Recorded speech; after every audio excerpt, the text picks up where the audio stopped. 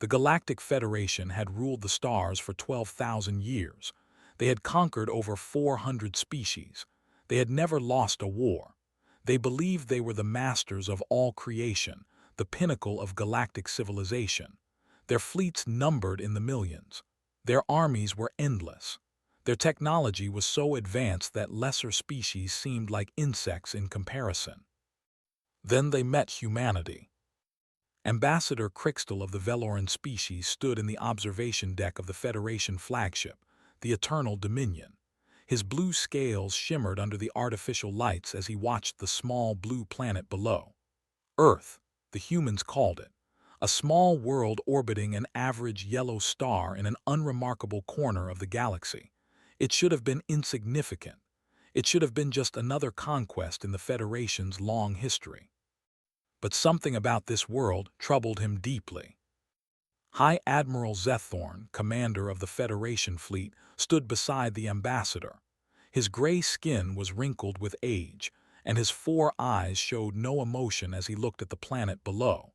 He had commanded hundreds of invasion forces. He had broken species that thought themselves invincible. He had never known failure. "They have rejected our final offer," Crixtal said quietly. His voice echoed in the vast observation chamber. "They say they would rather die than become slaves to the Federation." Zethorn made a sound of disgust. It was a harsh, clicking noise that conveyed his contempt perfectly. "Foolish creatures, they have no idea what they face. We have 1,000 ships in orbit, they have perhaps 50. Their largest vessel is smaller than our patrol craft. This will not be a war, it will be an execution." "Perhaps," Crixtal replied, but he did not sound convinced. The ambassador had spent 3 standard cycles studying the humans during the negotiation process. He had read their history. He had watched recordings of their wars, their struggles, and their triumphs. He had analyzed their art, their literature, their philosophy, and what he had seen had disturbed him more than anything he had encountered in his 200 years of diplomatic service. "Admiral," he said carefully, "I recommend caution. These humans, they are not like other species we have conquered." Zethorn turned his 4 eyes toward the ambassador. Each eye moved independently, studying Crixtal from different angles. "Explain." "Their history is filled with violence," Crixtal said. "They have spent most of their existence fighting each other. They have weapons designed specifically to cause maximum suffering. They have fought wars over ideas, over resources, over simple differences in appearance. They have killed billions of their own kind in conflicts that lasted for generations." "This only proves they are savages," Zethorn replied dismissively. "Primitive beasts who will crumble when faced with true power. Their internal fighting has weakened them. They have wasted their strength on petty squabbles instead of preparing for real threats." "No, Admiral, you misunderstand." Crixtal's voice grew serious. "They fight each other because they have no external enemy worthy of their attention. They are like predators in a cage, turning on each other because there is nothing else to hunt. But give them a common foe, give them something to unite against." He paused. "I fear what will happen when that occurs." Zethorn laughed. It was a cold, mechanical sound that echoed off the metal walls. "Let them unite. Let them throw everything they have at us. Our shields will hold against any weapon they possess. Our weapons will devastate their cities. In one standard day, this planet will be burning and its people will be in chains." "There are other concerns," Crixtal pressed. "Their biology is unusual. They are one of the few species we have encountered that can survive in almost any environment. Extreme heat, extreme cold, toxic atmospheres, even radiation levels that would kill most other life forms. They are remarkably difficult to kill." "All the better," the Admiral replied. "Difficult to kill means difficult to damage through labor. They will make excellent slaves." Crixtal fell silent. He knew that further argument was useless. The Admiral's mind was made up. The invasion would proceed. But as he looked at the blue planet below, he felt a strange sense of dread. Something was wrong here, something the Federation had not prepared for. On the planet below, Humanity prepared for war. General Sarah Chen stood in the command center of Earth's defense network, located deep beneath the Rocky Mountains. She was 53 years old, with gray hair cut short and eyes that had seen too much death. She had served in 3 wars during her career, all of them against other humans. She had lost friends, family, and part of her soul on countless battlefields across the globe. But she had never faced anything like this. The screens around her showed the Federation fleet in orbit, 1,000 ships, each one capable of destroying a city with a single weapon discharge. The largest among them, the Eternal Dominion, was the size of a small moon. Its hull was dark and smooth, designed for both beauty and function. According to the Federation's broadcasts, it had survived direct hits from weapons that could crack planets. Earth's entire military could not scratch its hull. "General," said Colonel Marcus Martinez, her second in command. He was a tall man with dark skin and tired eyes. He had been by her side for 20 years. "The last civilian evacuations are complete. All non-essential personnel have been moved to the underground shelters." "How many?" 8 billion, more or less. Every major city has been emptied. Every bunker is at capacity. The rest—" He paused, his voice catching slightly.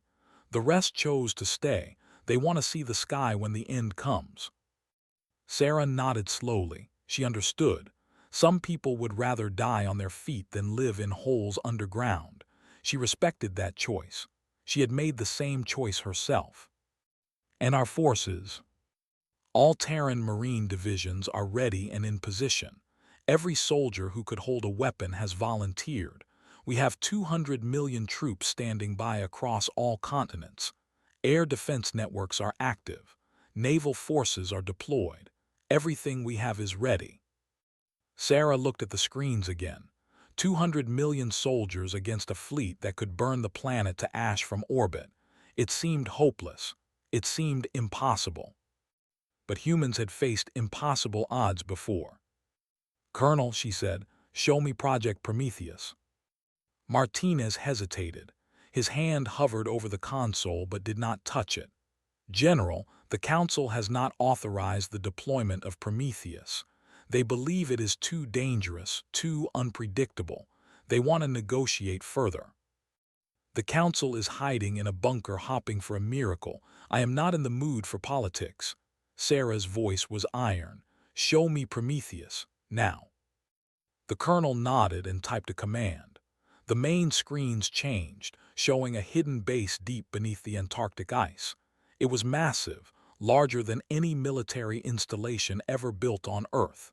Inside, rows of massive metal containers stood silent and waiting. Each container was the size of a building. There were thousands of them. "Project Prometheus," Martinez explained, though he knew the general was already familiar with it. 20 years of development in complete secrecy.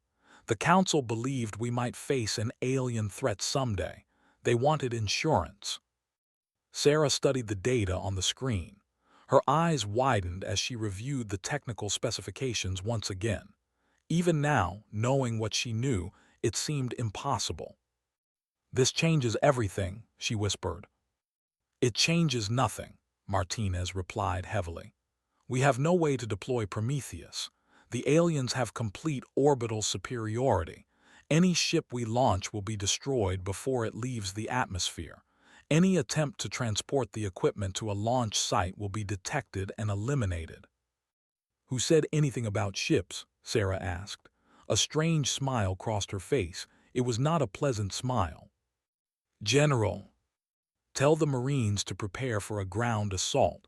All units, all positions, full combat readiness." She turned to face her second in command. "And get me a connection to the Federation flagship. I want to speak with whoever is in charge up there." Martinez stared at her. "You want to speak with them? General, what are you planning?" "I'm planning to give them one chance to leave. And when they refuse, I'm planning to show them what humanity is really capable of." On the Eternal Dominion, Admiral Zethorn received the communication request with amusement. The humans wanted to talk. Perhaps they had finally seen reason. Perhaps they were ready to beg for mercy. He had seen it countless times before, the moment when a conquered species realized the hopelessness of their situation and submitted. He accepted the call. The image of a human female appeared on the screen. She was small by Federation standards, barely half the size of a proper adult. Her skin was the color of weak tea, and her eyes were like two dark stones set in a face lined with age. She looked tired. She looked old. She looked defeated. But when she spoke, her voice was steady as steel. "I am General Sarah Chen of the Terran Defense Force. I speak for all of humanity." Zethorn leaned forward in his command throne. "Have you come to surrender, human? Have you finally understood that resistance is futile?" The human general smiled. It was a strange smile, full of secrets and hidden knowledge. "No, Admiral, I have come to give you one final chance. Leave our solar system now and we will let you live. Stay and you will all die." For a moment, the bridge of the Eternal Dominion was completely silent. Every officer, every crew member stared at the screen in disbelief. Then Zethorn burst into laughter. Around him, his officers joined in, their alien voices creating a chorus of mockery that filled the vast bridge. "You threaten us," Zethorn said when he could speak again.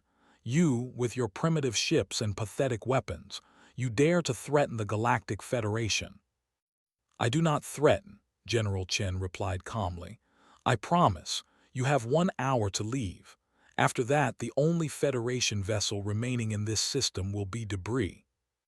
The screen went dark. Zethorn sat in stunned silence for a long moment. Then he turned to his officers with fury in his 4 eyes, each one blazing with rage. "Prepare the invasion force," he ordered. "I want every soldier we have on those landing craft. We will teach these humans the price of arrogance. We will burn their cities and enslave their children. We will make them beg for death before we grant it." Deep beneath the Antarctic ice, General Chen watched the Federation fleet begin to move. Thousands of landing craft separated from the larger ships, each one carrying hundreds of alien soldiers. Millions of them, descending toward Earth like a swarm of locusts. "They're coming," Colonel Martinez said. "Estimated time to landing, 45 minutes. Sarah nodded. "Good. That gives us time to prepare a proper welcome." She pressed a button on her console. Across the planet, deep underground bunkers received her signal. Doors that had been sealed for decades began to open. And the Marines began to suit up. The landing craft descended through Earth's atmosphere in perfect formation. Each vessel was a masterpiece of Federation engineering, capable of deploying hundreds of soldiers in seconds. Inside, those soldiers prepared for battle. They checked their weapons. They reviewed their assignments. They talked in low voices about the glory they would win. Lieutenant Caltex of the Vorashi shock troops sat in the command section of his transport. His green chitinous armor gleamed under the dim lights. Around him, 50 of his fellow soldiers waited in disciplined silence. They were veterans, all of them. They had conquered a dozen worlds together. "Remember your training," he told them. "The humans are primitive and weak. This will be a simple operation. We land, we secure the population centers, and we eliminate any resistance. By this time tomorrow, this planet will belong to the Federation." His soldiers clicked their mandibles in agreement. They had heard the briefings. They had seen the intelligence reports. The humans had no significant military capability. Their weapons could barely penetrate basic Federation armor. Their soldiers were soft and fragile, made of weak flesh and breakable bones. This would be easy. The transport shuddered as it entered the lower atmosphere. Through the small windows, Caltex could see the blue sky of Earth giving way to gray clouds. Below, a large city spread across the landscape. The humans called it New York. According to the intelligence reports, it was one of their largest population centers, home to millions of the creatures. 2 minutes to landing, the pilot announced. "No hostile activity detected. Repeat, no hostile activity. The landing zone is clear. Caltex felt a moment of disappointment. He had hoped for at least some entertainment. A few humans trying to fight back with their primitive weapons would have been amusing. Instead, it seemed they had given up completely. The transport touched down in what appeared to be a large open space in the center of the city. The humans called it Central Park. According to intelligence, it would normally be full of civilians enjoying the sunshine, walking their domestic animals, engaging in recreational activities. But when the doors opened, the park was empty. Caltex led his soldiers out of the transport, his weapon raised and ready. The grass was green. The trees were tall and healthy. Birds sang in the branches overhead, but there was not a single human in sight. "Where are they?" one of his soldiers asked nervously. "Hiding," Caltex replied. "Cowering in their buildings like the cowards they are. We will drag them out soon enough." Similar scenes played out across the planet. Federation transports landed in every major city on every continent. Millions of alien soldiers deployed into empty streets and abandoned buildings. They expected screaming civilians and desperate resistance. They found nothing. On the bridge of the Eternal Dominion, Admiral Zethorn watched the reports with growing confusion. His tactical displays showed successful landings across the planet. His soldiers had taken control of every major population center, but something was wrong. "Where are the humans?" he demanded. "Our sensors showed billions of life signs before the landing. Now they have vanished. Where did they go?" "Perhaps they are hiding underground," Ambassador Crixtal suggested. He had remained on the flagship, watching the invasion with growing unease. "The humans have extensive tunnel systems beneath their cities. Subway networks, utility corridors, bunkers left over from their internal wars." "Then we will smoke them out," Zethorn replied. "Order the ground forces to begin securing the cities. I want prisoners. I want to know what these creatures are planning." But before the order could be given, something happened. In New York, Lieutenant Caltex was leading his troops through the empty streets when the ground beneath them began to shake. At first, he thought it was an earthquake. Some planets were geologically unstable. It was nothing unusual. Then he saw the pavement crack and split. And then the humans came. They erupted from beneath the street like demons rising from hell. They were covered in strange armor that glowed with inner light, a light that seemed to pulse with barely contained power. They moved faster than anything Caltex had ever seen, faster than his eyes could track. And their eyes, visible through transparent faceplates, burned with terrible fire. "Open fire!" Caltex screamed. His soldiers responded instantly. Energy beams lanced toward the emerging humans, beams that could punch through starship armor. But the beams simply bounced off the human armor like rain off stone. The energy was absorbed, dissipated, rendered harmless. The humans kept coming. The first Terran Marine reached Caltex before he could react. She was a female, small by Federation standards, with skin the color of bronze and hair as black as space. She moved like lightning, her armored fist connecting with his chest. The blow should have done nothing. Caltex's armor was designed to withstand artillery fire. It had protected him on a dozen worlds, but the human's punch went through it like paper. He felt his chest plate shatter. He felt his internal organs rupture. He felt himself flying backward through the air. The last thing he saw before darkness took him was the human female turning toward his soldiers. She was smiling. Across Earth, the same scene repeated itself millions of times. Federation soldiers who had expected easy prey found themselves facing nightmares. The Terran Marines were everywhere. They came from underground tunnels, from buildings, from places no one had expected. They emerged like ghosts and struck like gods. And they were unstoppable. The Federation weapons that could level cities did nothing to the strange armor the humans wore. The aliens' superior numbers meant nothing when a single human could defeat 100 soldiers. Their advanced technology was useless against enemies who moved too fast to target. On the bridge of the Eternal Dominion, Admiral Zethorn watched his invasion crumble in real time. "This is impossible," he whispered. "What are these creatures? What are they wearing?" Ambassador Crixtal had been studying the sensor data with growing horror. His blue scales had turned pale with fear. "The armor," he said quietly. "Admiral, the armor is not made of any material I recognize. The energy readings are off the charts. Admiral, these humans have harnessed a power source beyond anything the Federation possesses, beyond anything we have ever seen." "That's impossible. They are primitives. They barely have faster-than-light travel. Where did they get such technology?" "I don't know, but Admiral, we need to retreat.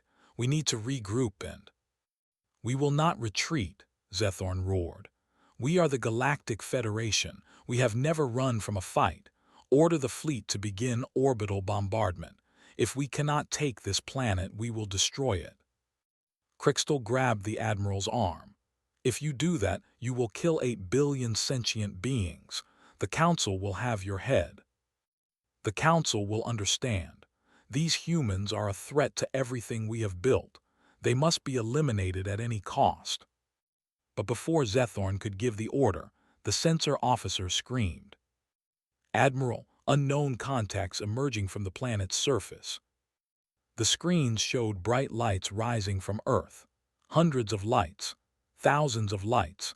They moved with impossible speed, racing toward the Federation fleet faster than any ship could travel.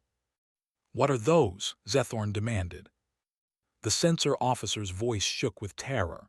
"They appear to be humans, Admiral. Humans in the same armor as the ground forces. They are flying toward us." The Marines had come to space. General Sarah Chen watched from her command bunker as Project Prometheus proved itself beyond all expectations. The armor suits had worked perfectly. 20 years of secret research had paid off beyond her wildest dreams. The suits were based on technology recovered from a crashed alien vessel decades ago. Not a Federation vessel, something older, something far more advanced. The craft had been found buried in the Antarctic ice, ancient beyond measure. Scientists had spent years trying to understand its technology. They had finally succeeded. Each suit was a self-contained weapons platform. It enhanced the wearer's strength by a factor of 1,000. It could withstand the heat of a star's surface. It allowed flight at speeds that defied physics. And it was powered by a source that seemed to draw energy from the fabric of reality itself. They had built 200 million of them, one for every soldier who had volunteered to fight. Now those soldiers were rising to meet the Federation fleet. "General," Colonel Martinez said, his voice filled with wonder, "they're reaching the enemy ships. There. General, they're tearing them apart with their bare hands." Sarah watched the screens. She watched her Marines, her beautiful, terrifying Marines, punch through the hulls of Federation warships like they were made of tissue paper. She watched them rip apart weapon systems and engine arrays. She watched them enter the vessels and battle through corridors, unstoppable juggernauts against which no defense could stand. And she smiled. The Federation soldiers tried to fight back. They poured everything they had at the invaders. Energy weapons, kinetic projectiles, plasma cannons, disruptor beams. Nothing worked. The Prometheus armor absorbed it all, converted it to energy, made its wearers even stronger. "Patch me through to the Federation flagship," Sarah ordered. "I believe Admiral Zethorn might be ready to talk." On the Eternal Dominion, chaos reigned. The ship shook as something impacted against its hull, then again, and again. Alarms screamed from every console. Crew members ran in panic through the corridors. "Hull breach on decks 12 through 40, someone shouted. "Security teams are not responding. The humans are inside the ship." Zethorn could not believe what he was seeing. His flagship, the mightiest vessel in the Federation fleet, was being invaded by creatures that should have been insects beneath his feet. His soldiers were dying by the thousands. His empire's power was crumbling around him. Through the observation windows, he could see his fleet burning. Ship after ship exploded as humans tore through their hulls. Some of the larger vessels were being physically dragged out of formation by groups of Marines working together. It was madness. It was impossible. "Admiral," the communications officer said, his voice trembling, "the human general is requesting to speak with you." Zethorn wanted to refuse.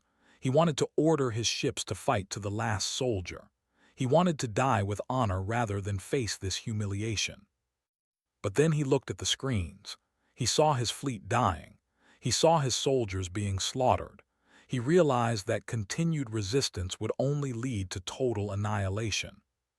For the first time in his long life, Admiral Zethorn knew fear. "Put her through," he said. General Chen's face appeared on the screen. She looked exactly the same as before, tired, old, determined. But now there was something else in her eyes: victory. "Admiral Zethorn," she said, "I gave you 1 hour to leave. That hour has passed. Now I am offering you a different choice." "What choice?" Zethorn asked. His voice was broken, the arrogance stripped away. "Surrender unconditionally, and I will allow you and your surviving forces to live. You will release all species currently enslaved by the Federation.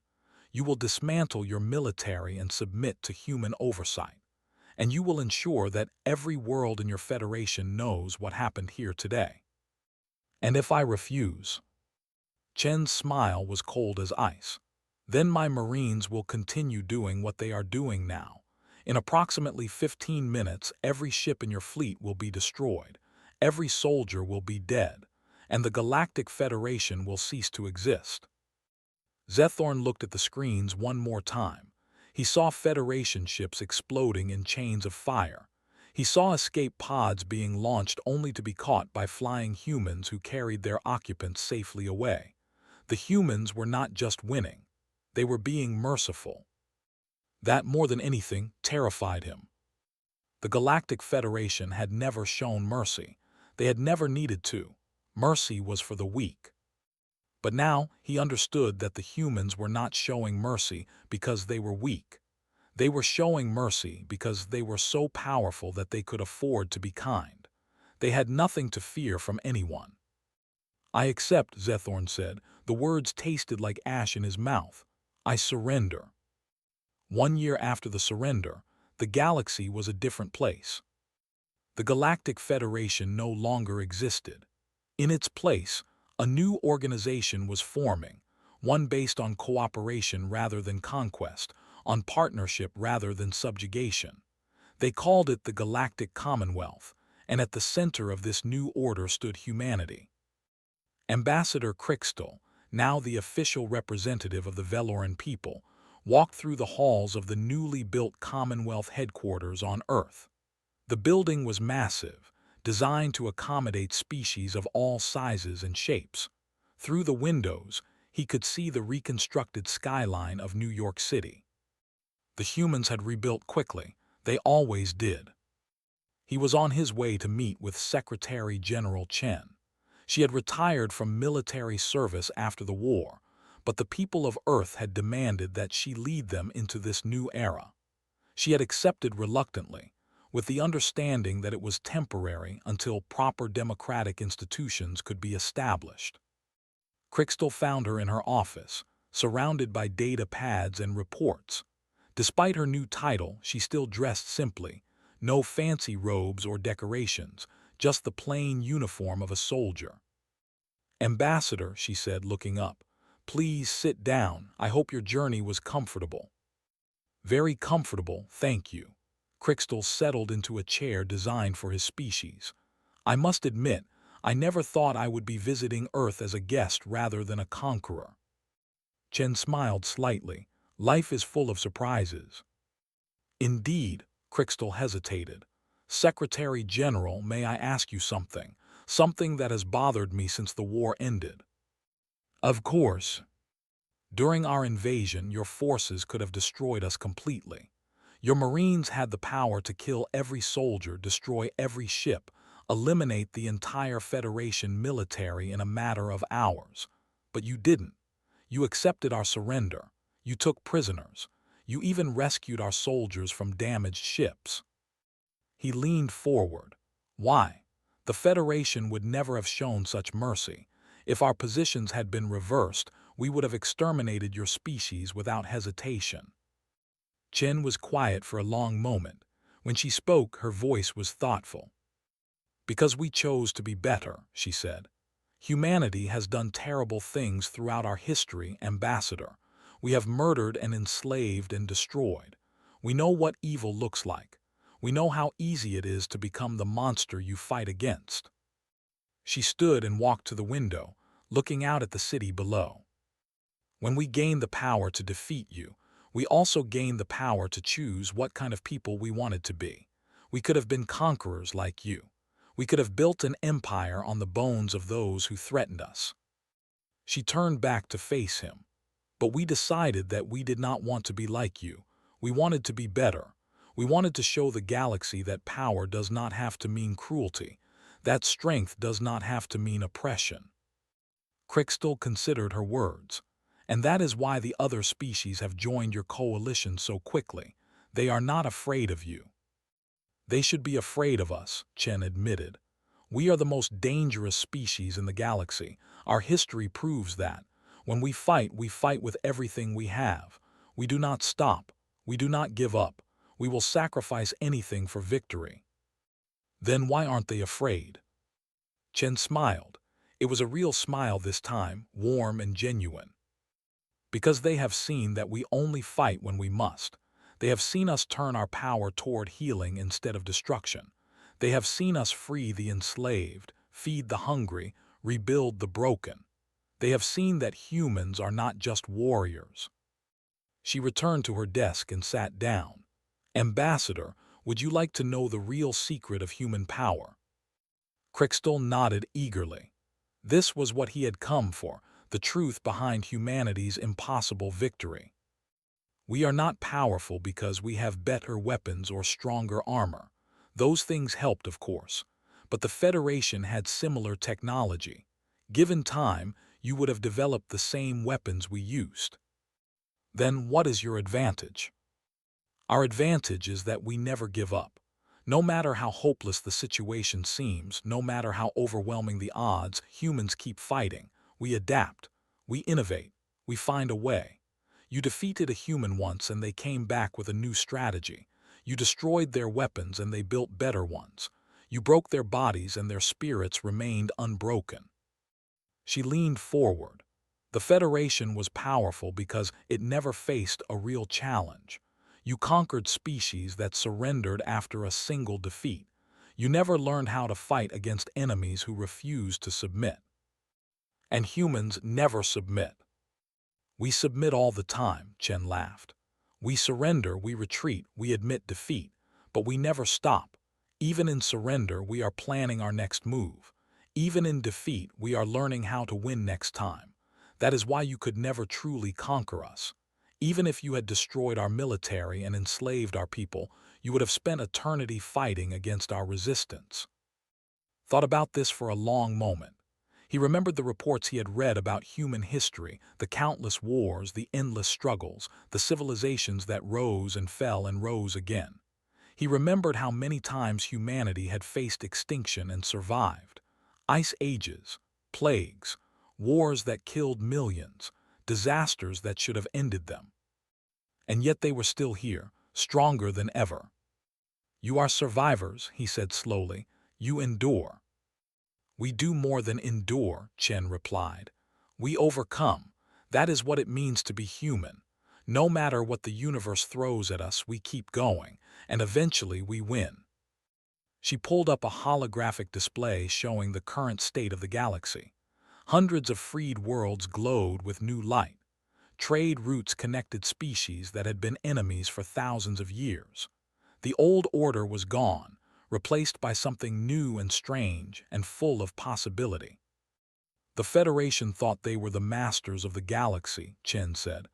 They thought they had reached the peak of civilization, but they had stopped growing. They had stopped changing.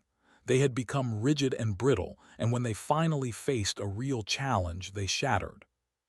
And humanity. We are just getting started, Chen smiled. There is so much to explore, so much to learn, so much to build. The galaxy is a vast and wonderful place, Ambassador, and we are going to see all of it. Felt something he had never expected to feel, hope. For the first time in his life, he looked forward to the future, not because he expected to conquer it, but because he wanted to be part of something greater than himself. Secretary General, he said, I believe I understand now. The other species follow humanity not because you conquered us, but because you showed us a better way. You gave us hope. Chen nodded. That was always the plan. We didn't want to rule the galaxy. We wanted to free it. And now that it's free, we want to help it grow. But surely you must have some ambition beyond this, some goal for humanity's future. Chen thought for a moment. Then she stood and walked to a special display case on the wall of her office. Inside was a worn and faded flag, the flag of Earth, carried by the first Marine to set foot on the Eternal Dominion during the battle. Humanity has always had one goal, she said. We want to go further than anyone has gone before. We want to know what lies beyond the next horizon. We want to understand the universe and our place in it. She touched the glass gently. The stars called to us even before we left our own planet. We dreamed of them. We wrote stories about them. We built machines to carry us toward them. And no matter what obstacles we faced, we never stopped reaching. And now that you have the power to reach anywhere. Chen turned back to him with eyes that burned with the same fire he had seen in the Marines during the battle, the fire of human determination. Now we keep reaching. There are galaxies beyond this one. There are mysteries we cannot even imagine. There are wonders waiting to be discovered and challenges waiting to be overcome. She smiled. The Galactic Federation spent 12,000 years conquering 400 species. Humanity will spend the next 1,000,000 years exploring the entire universe. And when we reach the edge of creation, we will find a way to go further. Crystal rose from his chair. He understood now why the humans had won. It was not their weapons or their armor or their technology. It was their spirit, their unbreakable, unstoppable, eternal spirit. Thank you, Secretary General, he said. I believe I have learned something valuable today. What is that, Ambassador? I have learned that the Federation was never destined to rule the galaxy. We were merely holding a place for you until you were ready to claim it. Chen shook her head. We don't want to rule, Ambassador. We want to share. The galaxy belongs to all of us, every species, every world, every being who looks up at the stars and dreams. She extended her hand. It was a human gesture, Crystal knew, a symbol of friendship and partnership. He took it. Then let us share it together, he said. Let us build something that will last forever. Chen's grip was strong and warm. That sounds like a plan. As the ambassador left the office, General Chen, Secretary General Chen, she reminded herself, stood alone with her thoughts. Through the window she could see ships rising toward the heavens. Some carried humans, some carried other species. All carried the hope of a new beginning. She thought about the soldiers who had died in the war. She thought about the billions who had lived in fear during those terrible hours when the Federation fleet had hung over their world. She thought about the Marines who had risen from the earth like angels of vengeance to save their home. They had won. Against all odds, against an enemy that had never known defeat, humanity had won. But victory was not enough. Victory was only the beginning. Chen picked up a data pad and began reviewing the reports from the exploration teams. Beyond the borders of the old Federation, there were thousands of unexplored systems. Strange phenomena waited to be studied. Ancient mysteries waited to be solved. New friends, and perhaps new enemies, waited to be met. The galaxy had thought humanity was a small, primitive species barely worth noticing. They had learned otherwise. Now it was time for the universe to learn the same lesson. Humanity was just getting started. In the marine bases around the world, soldiers trained with their Project Prometheus armor. The suits that had once been secret weapons were now standard issue. Every Marine was a walking fortress, capable of surviving in any environment and defeating any foe. But they trained not for conquest. They trained for protection. They trained to be guardians. The first generation of humans to reach the stars had been warriors. The next generation would be explorers, scientists, diplomats, and after them would come builders, artists, dreamers. Each generation would go further than the last. Each generation would face new challenges and overcome them.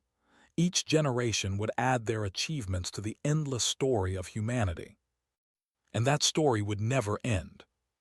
In the depths of space, a human ship entered a system that no Federation vessel had ever visited.